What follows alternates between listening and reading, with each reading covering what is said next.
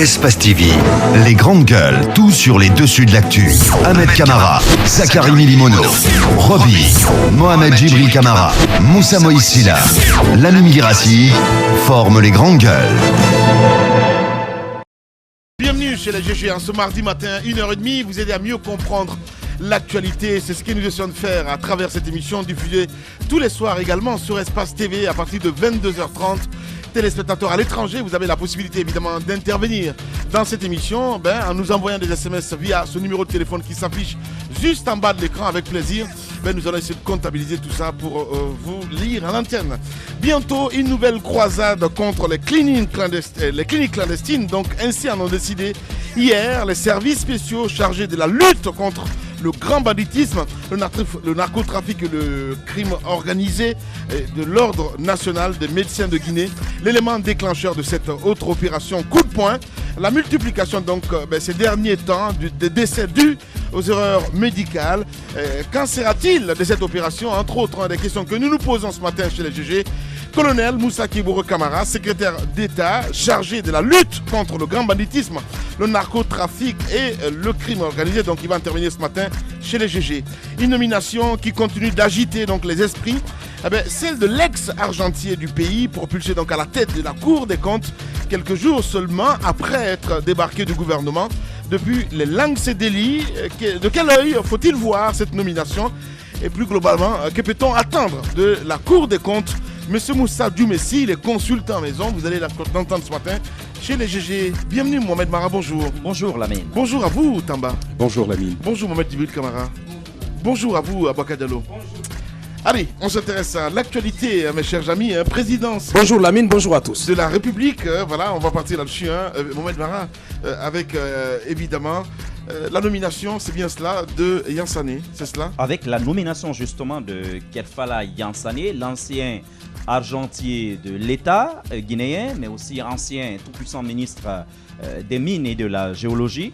Et comme à son habitude, le professeur également recycle cette fois-ci Dr Yansané du côté de la présidence de la République. Cette fois-ci, il sera chargé, il a d'ailleurs rang de ministre d'État. Ensuite, il sera chargé de conseiller le président de la République sur les relations avec les institutions multilatérales de financement et les fonds d'investissement publics et privés, ainsi que sur les questions bancaires et monétaires.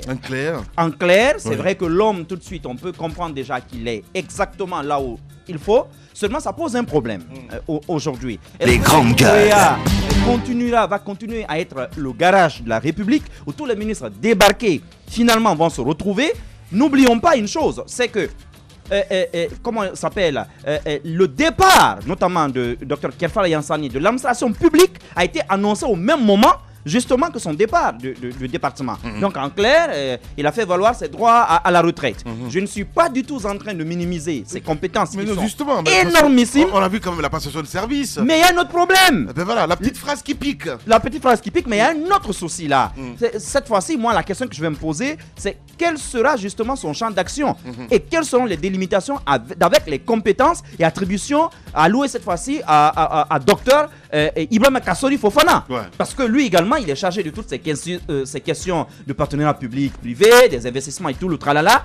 Maintenant, je ne sais pas, est-ce que Kerfala Yansané aura simplement un rôle de conseiller?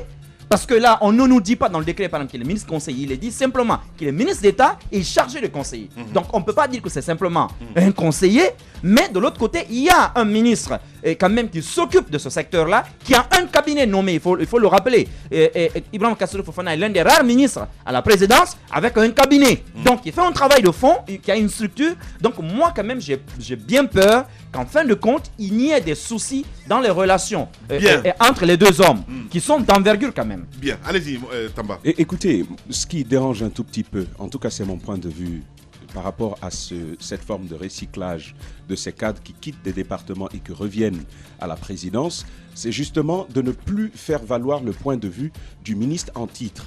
C'est-à-dire que s'il y a par exemple un ministre de la pêche, vous avez suivi les nombreux problèmes qu'on avait, notamment avec la pêche, le ministre de la pêche qui avait des difficultés à faire valoir. On a vu quand même aussi, je vais dire, le discours de Makanera à la passation de service, parce que non seulement il y a un ministre de la communication du côté de la présidence, il l'a dit, Makanera. Bon, Il y a Makanera. des conflits de compétences comme ça, mais non. Makanera. On peut va nier cela. Oui, en effet. On peut pas Donc, nier en fait, il y a cette réalité de conflit de compétences. Il y a ce gros risque qui est d'ailleurs réel. Hein, ces risques de conflit de compétences qui risquent d'être créés, malheureusement, avec cette formation d'une autre équipe, on dirait un autre gouvernement auprès du professeur Alpha Condé. Oui, il a besoin de conseillers. Ça, c'est tout à fait normal.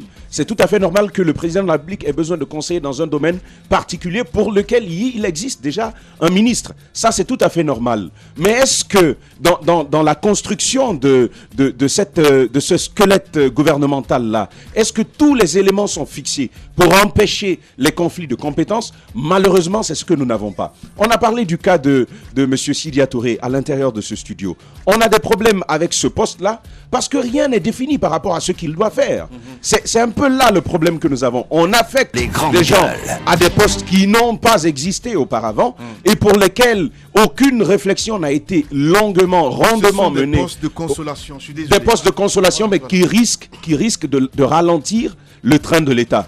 Parce que lorsque le ministre attitré apporte un projet, par exemple, un document, celui qui n'y a rien compris va peut-être remettre tout à l'eau pour se faire une image, un nom auprès du président de la République. Malheureusement, c'est de cela qu'il est question et ça ne risque pas de nous aider. Voilà, très très difficile d'être président de la République parce qu'on se dit on ne peut pas faire de malheureux finalement à la fin du compte. Raison pour laquelle aujourd'hui il y a cette nomination dans les valses. Mais vous donnez raison à Senghor qui disait il y a quelques années que la raison est hélène, que l'émotion est nègre. Je suis pas d'accord. Moi, je suis pas d'accord. Vous allez trop loin quand même. Je suis pas d'accord avec ça. Allez-y. Vous n'êtes pas d'accord, mais aujourd'hui, il ne faut pas nous insulter ce matin. Les actes du président, vous vous sentez insulté, mais les actes du président vont dans ce sens. Et malheureusement, lui donne raison quelques années après cette déclaration. C'est important de noter que il est regrettable de constater dans un pays en crise, au moins un poste. Un pays en crise. Dans un pays, oui, nous avons frisé la récession l'année dernière. Donc, il est important de constater un paradoxe extraordinaire. C'est que dans un pays en crise, on a un gouvernement de 31 ministres et de deux secrétaires d'État. Et je ne serais pas surpris qu'on ait une dizaine, voire une vingtaine de conseillers à la présidence. Je pense que cela en soi augmente le train de vie de l'État.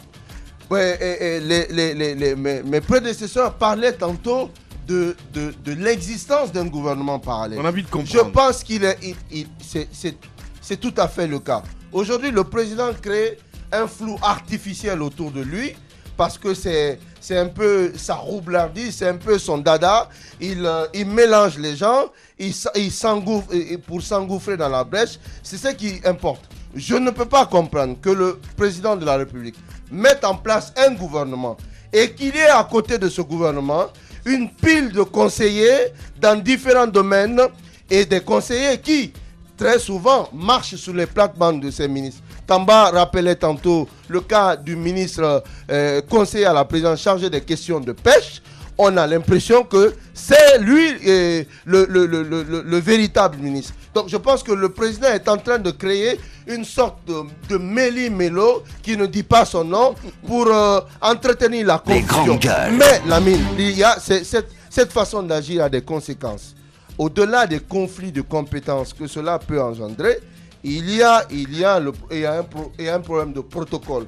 Il y a quelques jours, on parlait du poste de Sidya Touré qui risque de poser problème dans les rangs protocolaires parce que ce poste, vous savez, il y a un décret qui définit, qui organise le cabinet présidentiel et qui place rang par rang les postes qui meublent le cabinet présidentiel. Alors, les ministres, conseillers ou d'autres postes que le président vient d'ajouter dans l'escarcelle du cabinet présidentiel risquent de poser problème parce qu'au-delà des problèmes d'attribution, il y a un problème de rang protocolaire qui pourrait se poser a posteriori. Donc le président doit éviter cela à l'avenir. Abaka Diallo.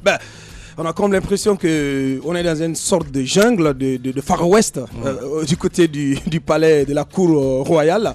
Alors, je pense qu'on est en train de reproduire un système qui a existé, qui a quand même précipité ce pays-là dans une sorte d'abysse.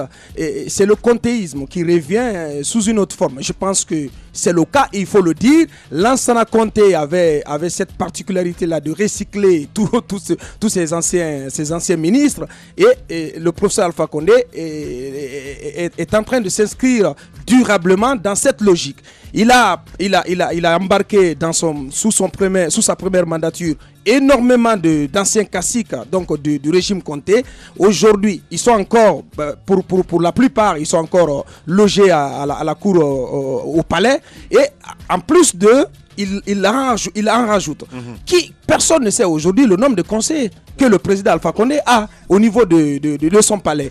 Et tous les jours que Dieu fait, il en nomme d'autres, sans qu'on ne sache quelle influence, quel conseil ces conseillers-là peuvent lui donner. Parce qu'apparemment, ça va dans tous les sens.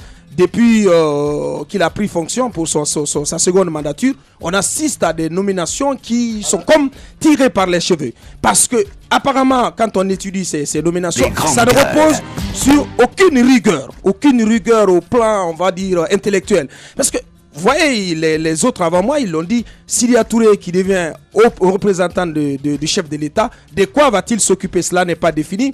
On fait revenir Ansoumane Condé comme ministre conseiller principal économique du chef de l'État. Ça aussi, on ne le dit pas. De quoi va-t-il s'occuper également, Ansoumane Condé, alors qu'il y a aussi Kerfala Yansane qui arrive. Kerfala Yansane qui aussi va conseiller le président sur des questions économiques, des questions d'investissement. Au-delà, il y a encore Kassori aussi qui est ministre d'État à la présidence, chargé des questions d'investissement, de partenariat public. C'est un patchwork, un méli-mélo total, comme l'a dit Mohamed Djibril. Et je pense que, au-delà du fait que ça augmente le train de vie de l'État, parce que Djibril a tout à fait raison de dire que les voyants économiques de la Guinée sont au rouge. Ça, on ne le dit pas assez.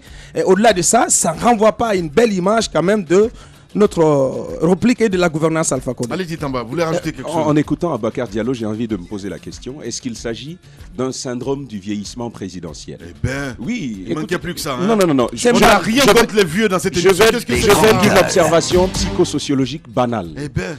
En Afrique, observez bien ce que je suis en train de vous dire. En Afrique, lorsqu'un individu vieillit, parfois il se fout pas mal des règles établies. Les grandes gueules. Il fait ce qu'il veut.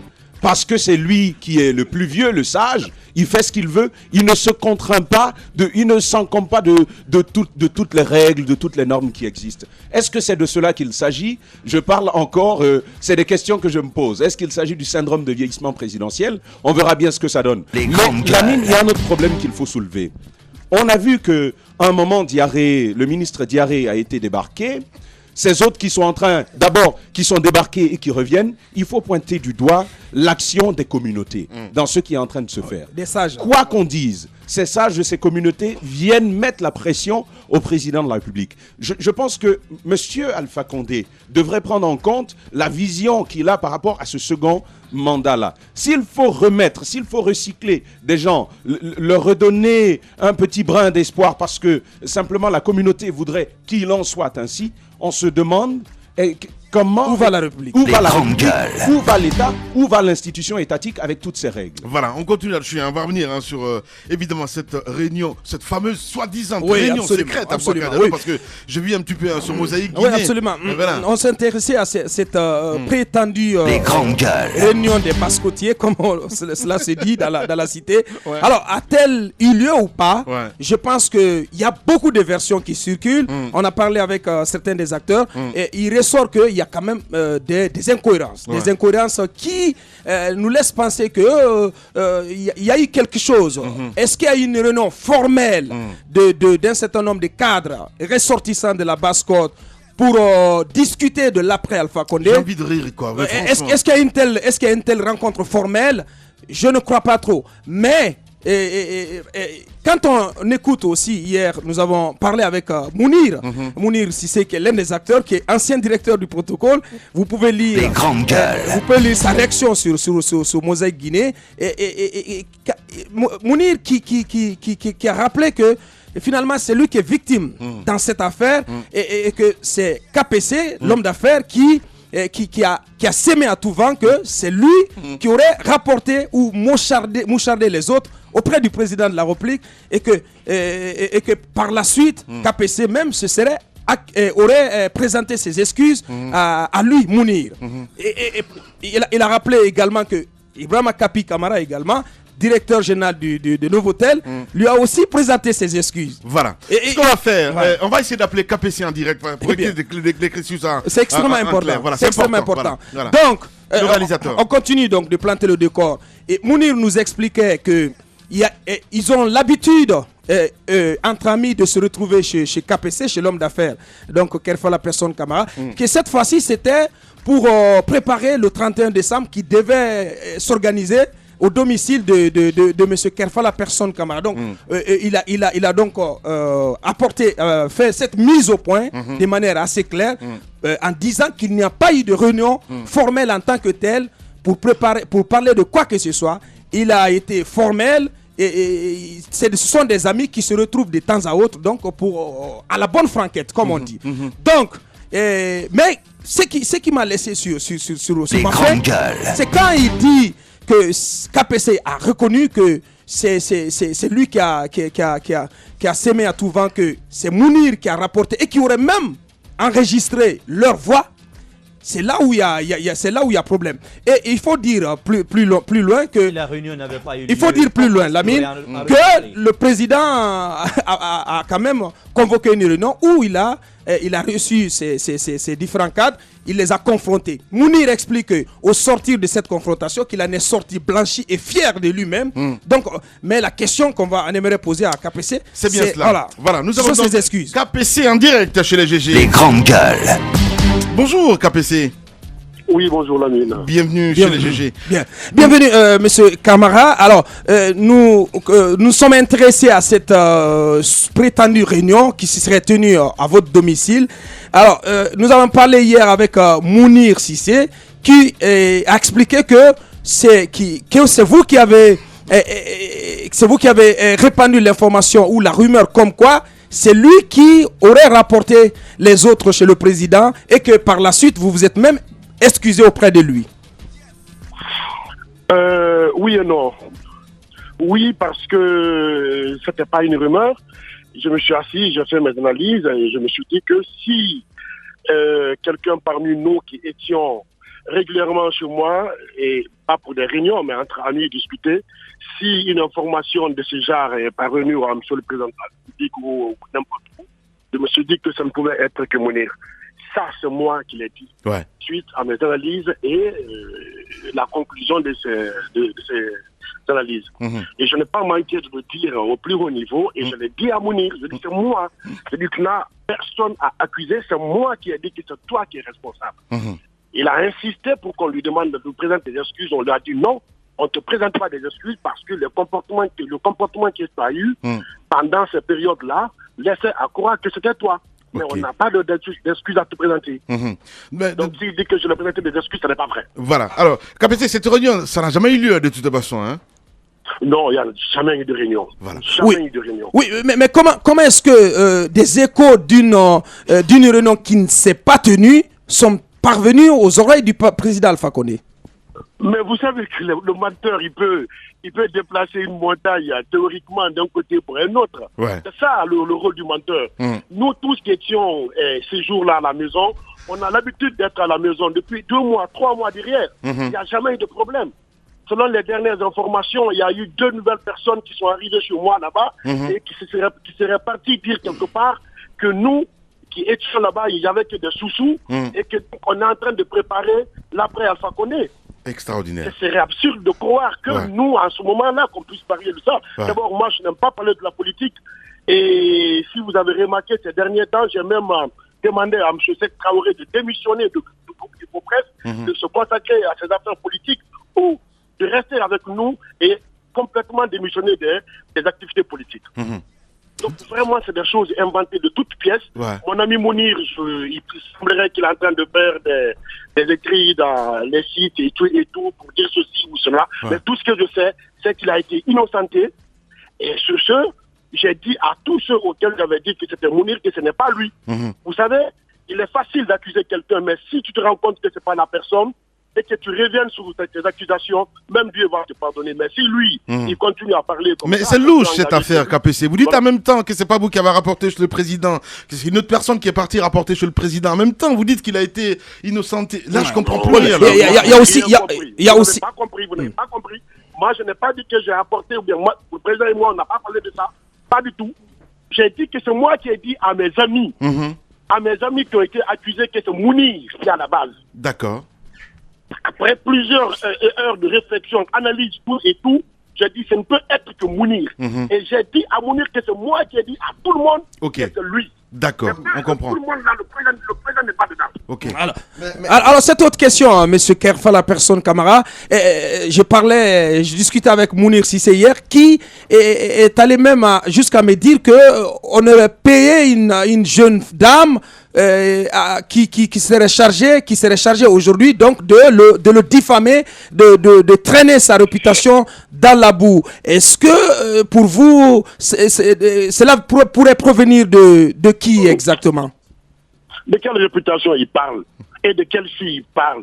Qui va payer une fille pour dire quoi sur Mounir? Ça, c'est de n'importe quoi, ce n'est pas vrai.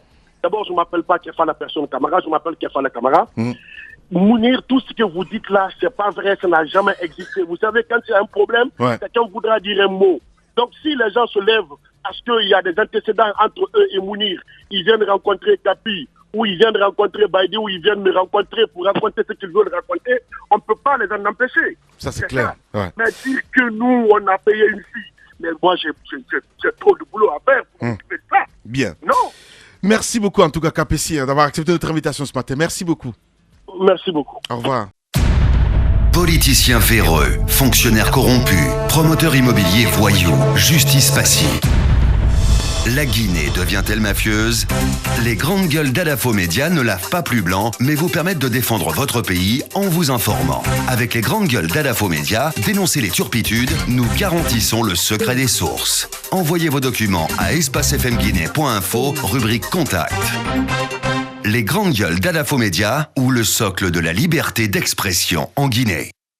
Keiboro en action, oui, ça nous intéresse Mathieu, on va s'intéresser à lui un peu plus tard dans cette émission. Bientôt une nouvelle croisade contre les cliniques clandestines, ainsi on en décide en tout cas hier, les services spéciaux chargés de la lutte contre le grand banditisme, le narcotrafic et le crime organisé et l'Ordre national de médecine de Guinée donc, l'élément déclencheur de cette autre opération coup de poing, la multiplication ces derniers temps de décès dus aux erreurs médicales. Qu'en sera-t-il de cette opération? Moussa Keiboro Camara, vous allez l'écouter dans un instant sur Radio Espace. Et puis, on va revenir aussi avec notre consultant maison. Je parle de Moussa Dumessi. Une nomination en tout cas qui continue d'agiter les esprits. Celle de l'ex-argentier du pays, propulsé donc à la tête de la Cour des comptes quelques jours seulement après être débarqué du gouvernement.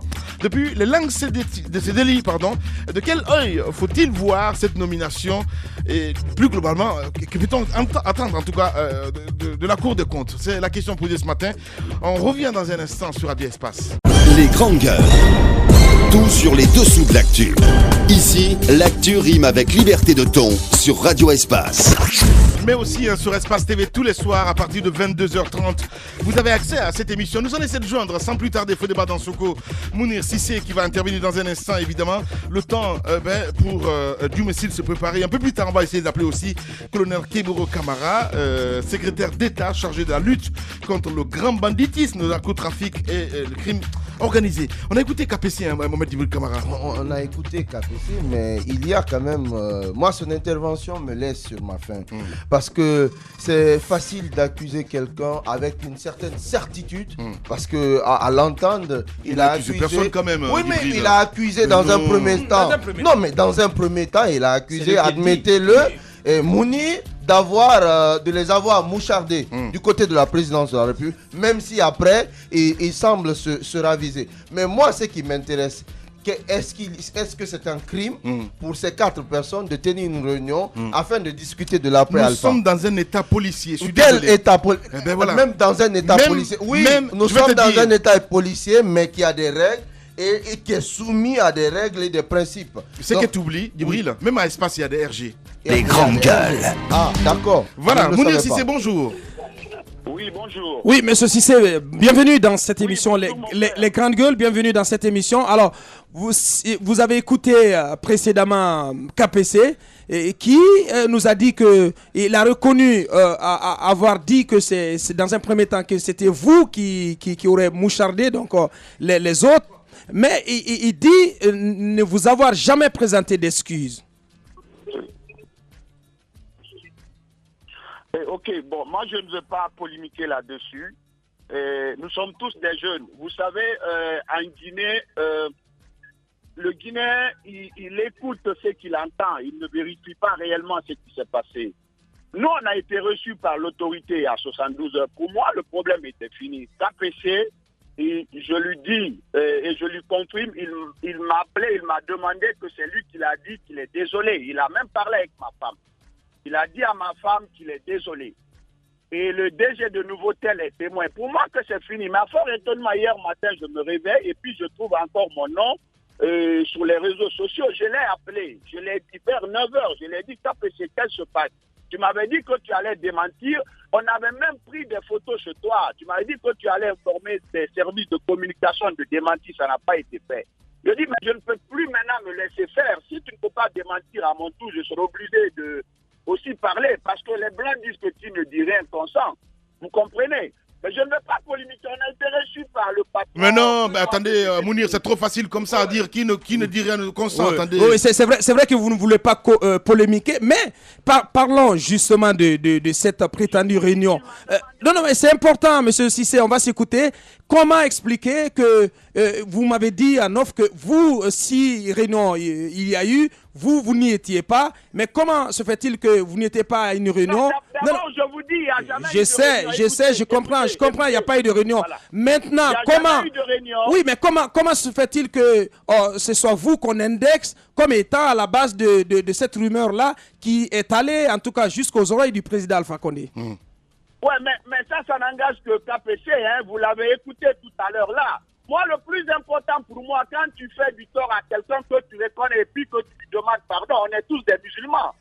Il s'est excusé pour moi que c'est fini, la vie continue. Bien. Tu vois, moi je ne suis pas là à raconter des conneries ou à parler du n'importe quoi. Je suis tranquille dans la tête. Le plus important, que je me retrouve dans mes droits et puis voilà, la vie continue quoi. Voilà. Il dit qu'il ne s'est pas excusé, il n'y a pas de problème, mais je le dis que je le confirme, qu'il s'est excusé auprès de moi, il a appelé ma femme, il a demandé pardon à ma femme et puis c'est fini. Voilà. Mounir Cissé, en tout cas Mounir, merci beaucoup d'être intervenu ce matin chez les GG. Allez, tu veux poser une question? Merci, ouais. Voilà. Merci beaucoup Mounir, au revoir. Les grandes gueules. Tout sur les dessous de l'actu. Ici, l'actu rime avec liberté de ton sur Radio Espace. Voilà, sur Radio Espace, mais aussi sur Espace TV, continuez à réagir. GG au 8037, sinon l'autre numéro de téléphone qui s'affiche juste en bas de l'écran. Mohamed Mara. Moi, j'observe juste une chose. Ouais. Si vous lisez très bien l'interview accordée au site mosaïqueguinée.com, Mounir dit ceci. KPC m'accuse. Franchement, ça c'est Attendez, un non-événement. c'est important. Oui, Voilà. mais c'est un non-événement. Voilà. Mais attends. Il y a des est-ce que mensonges dans tous les sens. Oui, mais comprends plus attendez, rien, moi, justement, voilà. je pense qu'il y a mensonge. Ouais. Il dit, notamment au site d'Aboubacar Diallo, ceci. C'est que pour lui, c'est KPC qui aurait raconté à tout le monde qu'il les a mouchardés et qu'il les aurait même enregistrés. À partir de ce moment, si KPC dit tu nous as mouchardés, tu nous as enregistrés, si c'est faux, ou si c'est vrai, à partir du moment où on parle d'enregistrement, c'est qu'il y a une part importante de vérité dans ce qui s'est dit concernant cette réunion. Ouais. Moi, c'est ce que je me dis, tout simplement. Parce qu'on ne monsieur peut pas KPC, parler d'enregistrement. Il le signale qu'il n'a jamais appelé la femme de Mounir. Voilà. Eh ben voilà. Voilà. Eh ben voilà. Donc, et ça c'est KPC qui le dit là, qui n'a jamais appelé la femme de Mounir. Maintenant, moi ce que je vous dis tout de suite, c'est qu'à partir du moment où on parle d'enregistrement, et on parle même de colportage auprès du président de la République, KPC ne peut pas le dire. Je crois que les quatre, aujourd'hui, peuvent convenir d'une chose. Personne parmi ces quatre-là ne va reconnaître publiquement qu'il y a eu cette réunion. À mon avis, personne n'osera Alpha Condé pour l'avouer publiquement. Ce n'est pas possible. Maintenant, de l'autre côté, la question reste posée. Si dans un groupe, il y a un méfait, il y a un délit qui est commis, d'accord, et que tout le monde concorde à dire non, le seul capable de faire ça dans le groupe, c'est toi, je crois qu'il y a un problème dans ces groupes-là. Mais encore une fois, ça montre un peu l'atmosphère délétère autour du président Alpha Condé. Et que parfois, c'est tout cela qui influence ce vieil homme-là dans ses prises de décision. Moi, c'est ce que je déplore. Parce que d'une manière ou d'une autre, cela a affecté la République.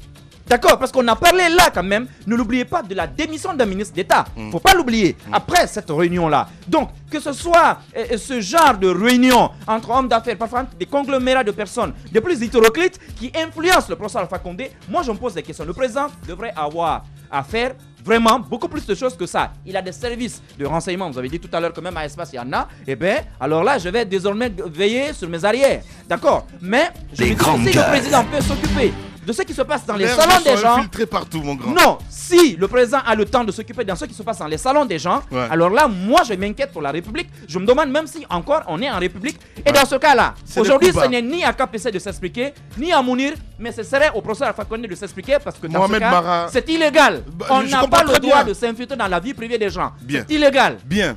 C'est de Kouba. Allez-y, Tamba. Moi, je m'intéresse à la question que Djibril a posée. Est-il illégal, oui ou non, de s'intéresser ou de chercher à préparer l'après Alpha Condé? Moi, je veux interpeller sur la qualité. Il y a quelque chose qui me démange un petit peu quand même. Je n'arrive pas à comprendre. Le président, mais normalement, c'est le dernier mandat, ce que je sache. Il y a un moment, ils sont allés charger aussi Moustapha Naïté à dire qu'il a des ambitions personnelles. Il y a eu le cas de Mohamed Saïd Fofana, entre autres. Il n'y a pas ce qu'ils n'ont pas dit, mais j'arrive pas à comprendre en fait. C'est un crime de Justement, c'est la question que moi je me suis posée. Voilà, c'est en fait une très bonne question. Des ambitions politiques, on est libre d'en avoir. Cela nous est loisible. Mais parlons d'un aspect précis. Ne l'oublions pas.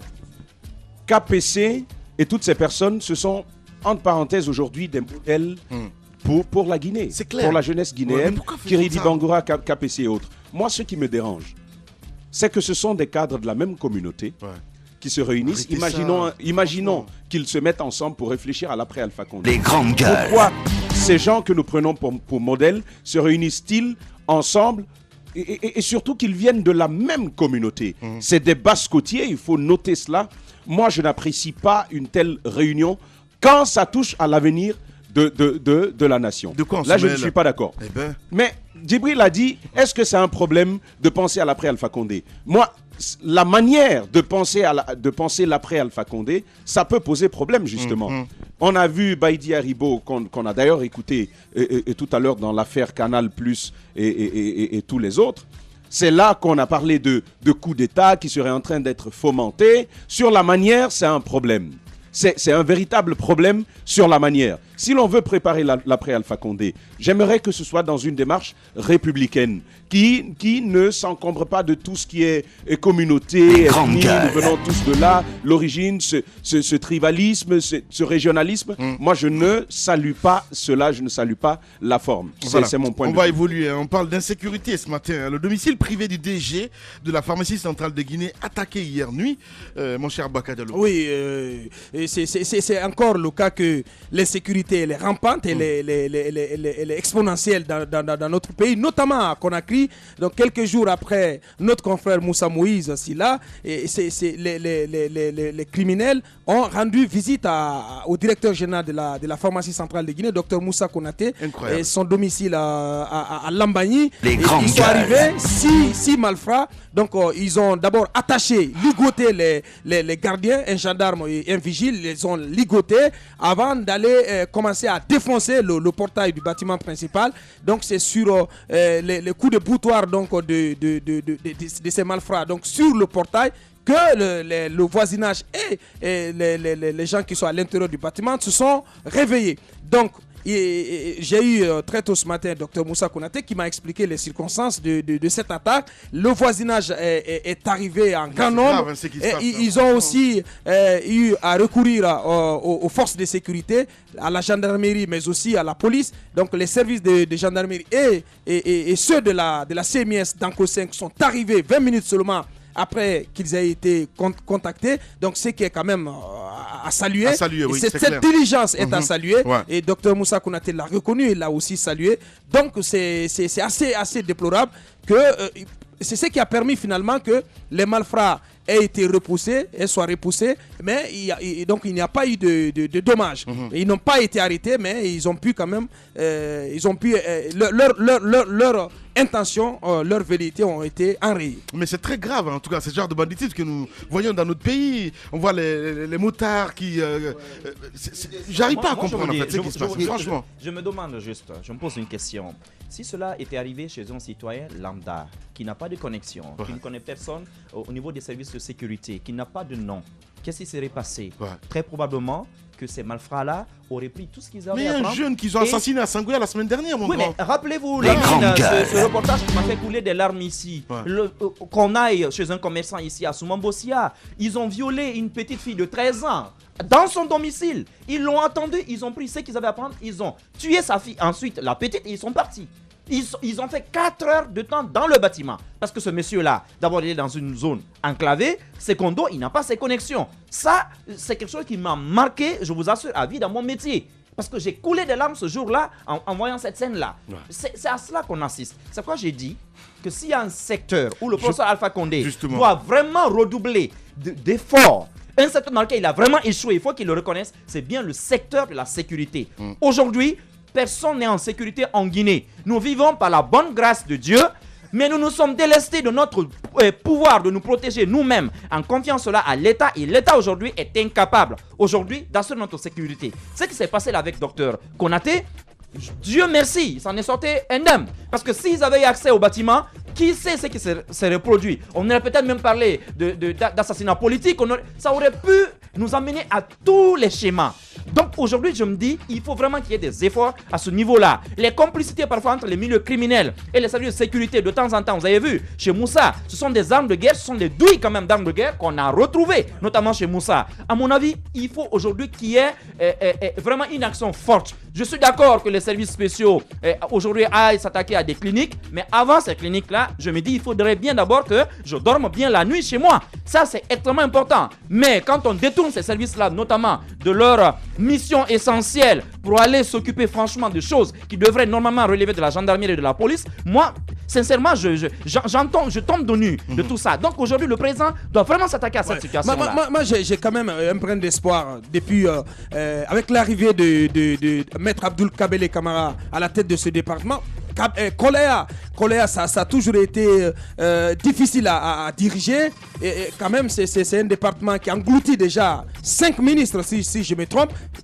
Maître Abdoul Kabele va en être le 6e depuis qu'Alpha Condé est au pouvoir en 5 ans. Je pense que rien qu'à voir ce qu'il a fait faire par les directeurs, les divisionnaires de ce ministère, le jour de sa prestation, le jour de son intronisation, moi, ça me fait penser que cet homme-là, il va pouvoir faire quelque chose à la tête du ministère de la Sécurité.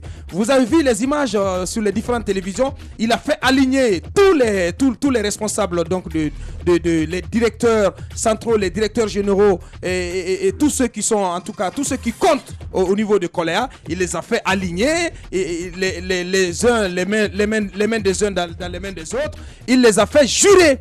Il les a fait jurer de s'engager désormais à faire le travail proprement. Dans un premier temps, il leur a fait dire qu'ils reconnaissent qu'ils ont causé du tort aux populations. Moi-même, Mara le rappelait, les populations qui ne sont pas à l'abri. Mais ce qui est important, c'est cet engagement-là, solennel, qu'ils ont pris devant le ministre. Et le ministre, même plus tard, par après, il n'a même pas prononcé de discours. C'était quand même un camouflet et une honte qu'il a administré à ses cadres, donc, du ministère de la Sécurité. On va espérer qu'il va vraiment révolutionner les choses au niveau de Koléa. Voilà, on va revenir dans un instant, mesdames et messieurs. Entre autres, on va essayer d'appeler colonel Kebouro Camara qui va intervenir chez nous. Dieu merci aussi nous attend. Une pause de 10 minutes et on revient sur Espace TV. Politiciens véreux, fonctionnaires corrompus, promoteurs immobiliers voyous, justice passive. La Guinée devient-elle mafieuse?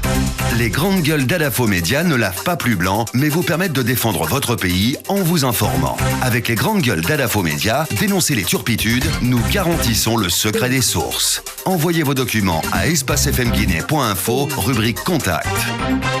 Les grandes gueules d'Adafo Média ou le socle de la liberté d'expression en Guinée.